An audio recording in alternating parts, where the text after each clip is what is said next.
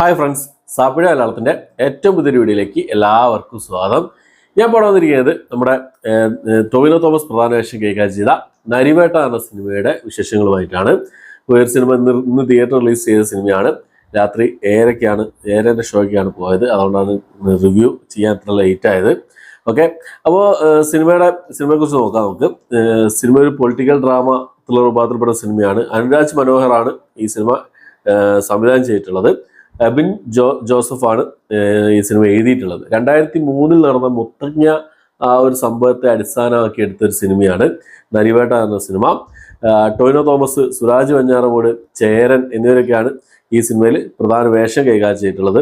ചേരനെ കൂടാതെ ആര്യ സലീം ഉണ്ട്, പ്രിയംവദ കൃഷ്ണൻ ഉണ്ട്, എന്നിവരൊക്കെയാണ് ഈ സിനിമ പ്രധാന വേഷം കൈകാര്യം ചെയ്തിട്ടുള്ളത്. അപ്പോൾ ഈ സിനിമയുടെ മറ്റു കാര്യങ്ങളൊക്കെ നോക്കാം. സ്റ്റോറി ഞാൻ പറഞ്ഞല്ലോ, സ്റ്റോറി പ്രത്യേകിച്ച് പറയേണ്ട കാര്യമില്ല. മുത്തങ്ങ ഇൻസിഡന്റ് ബേസ് ചെയ്തുകൊണ്ട് എടുത്തൊരു സിനിമയാണ്. ട്രെയിലർ കണ്ടപ്പോൾ തന്നെ നിങ്ങൾക്ക് മനസ്സിലായിട്ടുണ്ടാവും. ആ ഒരു സംഭവം തന്നെ, ട്രെയിലറിൽ കണ്ട സംഭവങ്ങൾ തന്നെയാണ് സിനിമയിൽ പറഞ്ഞു പോകുന്നത്. സിനിമയിൽ ടോട്ടൽ ഡ്യൂറേഷൻ എന്നുള്ളത് ഏകദേശം 2 മണിക്കൂറും 19 മിനിറ്റാണ്. 2 മണിക്കൂറും 19 മിനിറ്റാണ് സിനിമയുടെ ടോട്ടൽ ഡ്യൂറേഷൻ വരുന്നത്.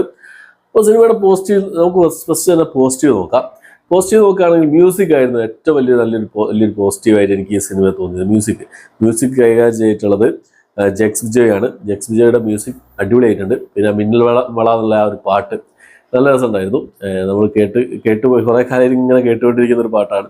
അത് അടിപൊളിയായിട്ട് ചെയ്തിട്ടുണ്ട്. നല്ല ക്യാമറ വർക്കുകളും കാര്യങ്ങളൊക്കെ അടിപൊളിയായിട്ട് ചെയ്തിട്ടുണ്ട്. പിന്നെ ഈ ആദിവാസി ആ ഒരു അവരുടെ ഭാഷ അതൊക്കെ നല്ല കിടിലമായിട്ട് അവർ ഡബ് ചെയ്തിട്ടുണ്ട് എന്നുള്ളതാണ്. പിന്നെ പെർഫോമൻസ് എടുത്ത് നോക്കുകയാണെങ്കിൽ ആര്യ സലീം, നമ്മുടെ ട്രൈബൽ ലീഡറായിട്ട് വന്ന ആര്യ സലീം പെർഫോമൻസ് അടിപൊളിയാക്കിയിട്ടുണ്ട്. പക്ഷെ കുറച്ചുകൂടി ഒരു സ്ട്രോങ് ആയിട്ടുള്ള ഒരു കഥാപാത്രം ആണ് ഞാൻ പ്രതീക്ഷിച്ചത്. പക്ഷെ അത്രയും അങ്ങോട്ട് വന്നിട്ടില്ല എന്നുള്ളതാണ്. പിന്നെ ടൊവിനോ തോമസിൻ്റെ കാര്യം എടുത്ത് നോക്കുകയാണെങ്കിൽ ആ ഒരു കഥാപാത്രം വർഗീസ് പീറ്റർ എന്ന ആ ഒരു കഥാപാത്രം അദ്ദേഹത്തിൻ്റെ കൈ ഭദ്രം എന്ന് പറയുന്ന രീതിയിൽ പെർഫോമൻസ് കാഴ്ചവെച്ചിട്ടുണ്ട്.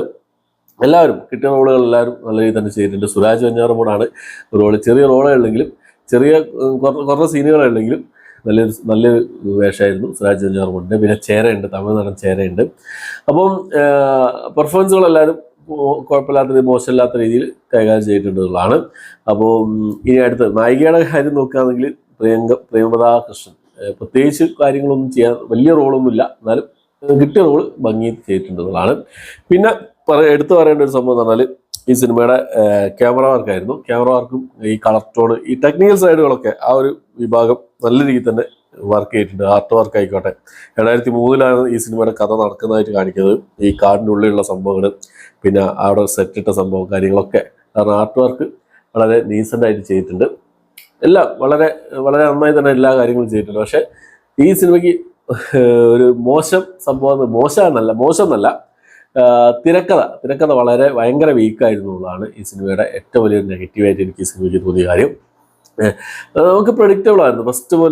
ഫസ്റ്റ് കാണുന്ന മുതൽ ഈ അടുത്തത് എന്താണ് സംഭവിക്കാൻ പോകുന്നത് നമുക്ക് കൃത്യമായിട്ട് നമുക്ക് ഊഹിച്ചെടുക്കാൻ പറ്റുന്ന സംഭവമാണ് ഈ 2 മണിക്കൂറും 19 മിനിറ്റിലും സിനിമ നടക്കുന്നത്.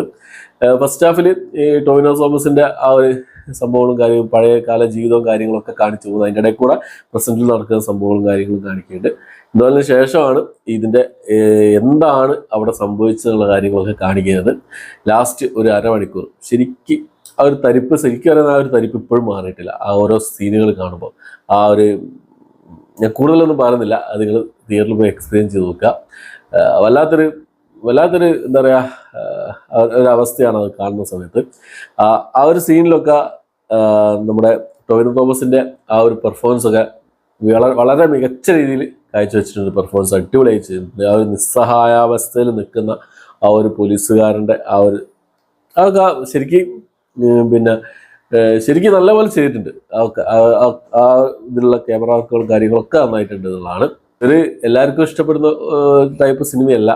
സംഭവം പ്രഡിക്റ്റബിൾ ആണ്. മുത്തങ്ങ ആ ഒരു ഇൻസിഡൻറ്റിനെ ബേസ് ചെയ്തുകൊണ്ട് എടുത്ത സംഭവം. അപ്പോൾ എന്തായാലും പിന്നെ തിയേറ്ററിൽ പോയി കണ്ടു നോക്കുക. ഇതിനോടകം തന്നെ കണ്ടവരുണ്ടെങ്കിൽ നിങ്ങളുടെ അഭിപ്രായങ്ങൾ കമന്റ് ബോക്സിൽ രേഖപ്പെടുത്താൻ ശ്രമിക്കാം. ഓക്കെ, അപ്പോൾ എത്രയാണ് എനിക്ക് ഈ സിനിമയെക്കുറിച്ച് പറയാനുള്ളത്. ഒരു ജസ്റ്റ് വൺ ടൈം വാച്ചബിൾ ആയിട്ടാണ് ഈ സിനിമ തോന്നിയിട്ടുള്ളത്. ടെക്നിക്കൽ സൈഡൊക്കെ ടെക്നിക്കൽ പരമായിട്ട് ടോപ്പ് നോച്ചാണ്. പക്ഷെ ഈ സിനിമ തിരക്കഥ ഒന്നുകൂടി നന്നാക്കാമായിരുന്നു. വീക്ക് സ്ക്രീൻ പ്ലേ ആണ്. അത് ഒന്നുകൂടി നന്നാക്കി ചെയ്തിരുന്നെങ്കിൽ എന്തെങ്കിലും ഒരു ത്രില്ലിങ് എലമെന്റ് കാര്യങ്ങളൊക്കെ കൊണ്ടുവന്നിരുന്നത് നമുക്ക് ഓരോ സംഭവം നമുക്ക് പ്രെഡിക്റ്റ് ചെയ്യാൻ പറ്റുന്ന സംഭവമാണ്.